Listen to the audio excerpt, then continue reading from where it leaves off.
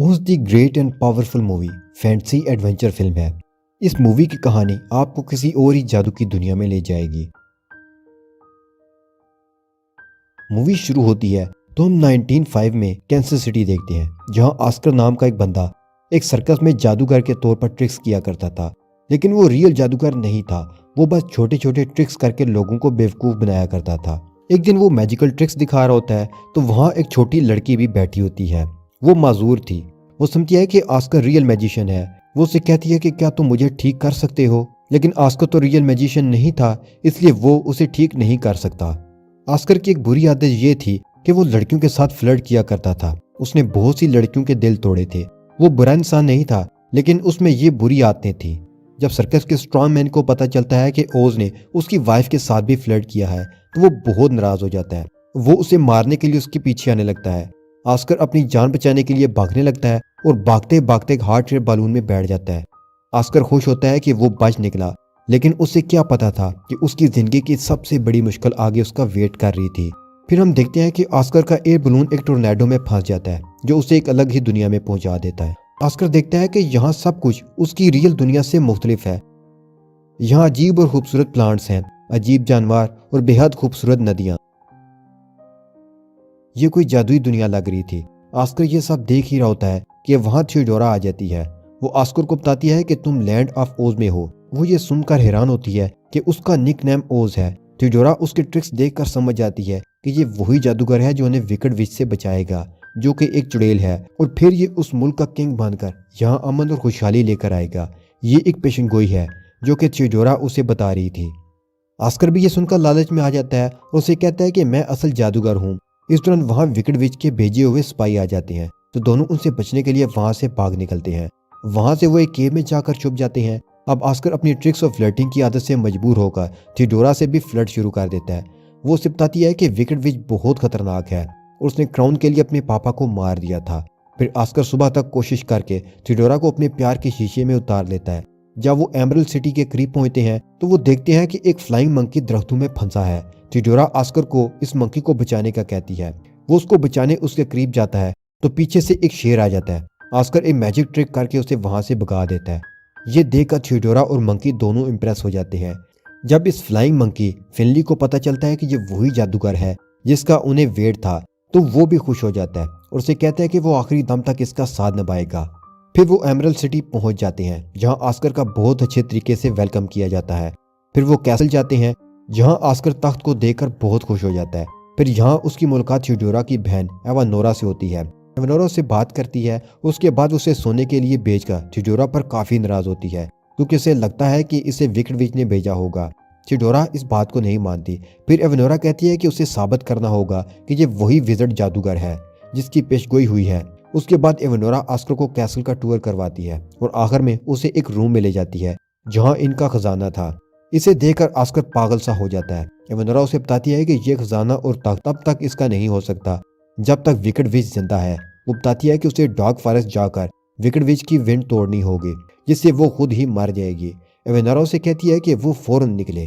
तो सुबह होते ही वो थियोडोरा को बताए बगैर फिनले के साथ निकल जाता है। रास्ते में उन्हें एक गांव से धुआं निकलता हुआ नजर आता है। वो जाकर देखते हैं तो पता चलता है कि सारा गांव जल चुका है। फिर एक घर में से उन्हें रोने की आवाज आती है। वहाँ एक चाइना डॉल होती है जो जख्मी थी।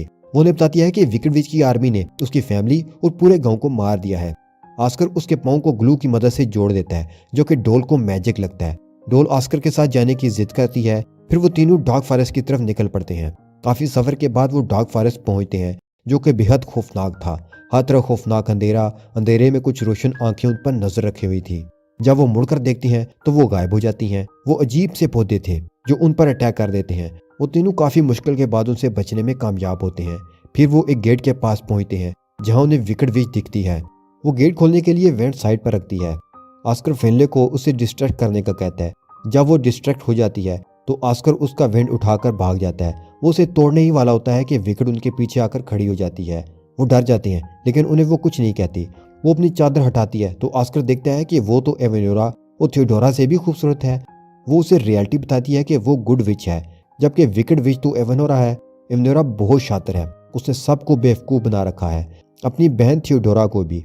उसने किंग को मारा था और इल्ज़ाम ग्लेंडा पर डाल दिया था। वो उसे अपने साथ ले जाती है।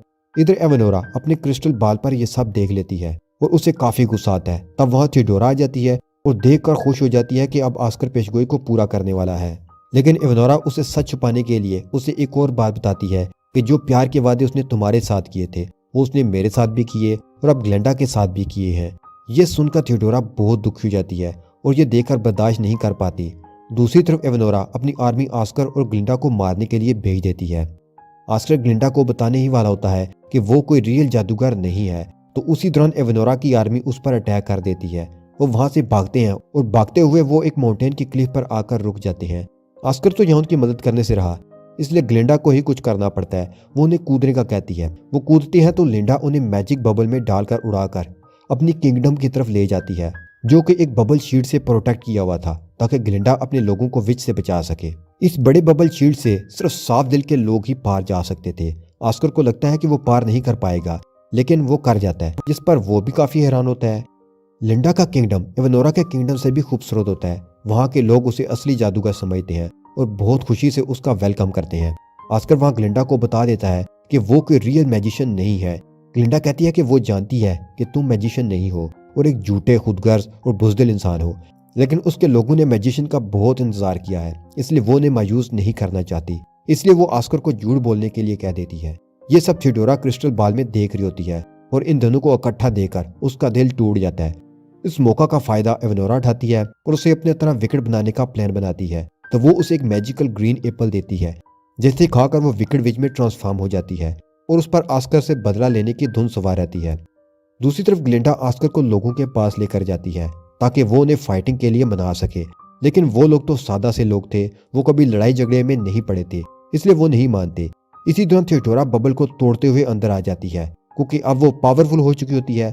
वो अपने भयानक रूप में सामने आती है। वो बहुत खौफनाक नजर आ रही थी। वो बताती है कि वो अपनी पूरी आर्मी लेकर आएगी और इस किंगडम और ऑस्कर को भी खत्म कर देगी। ये धमकी देकर वो वहां से वापस चली जाती है। अब इस किंगडम में खौफ और हरास फैल जाता है। ऑस्कर भी वहां से भागने की तैयारी शुरू कर देता है।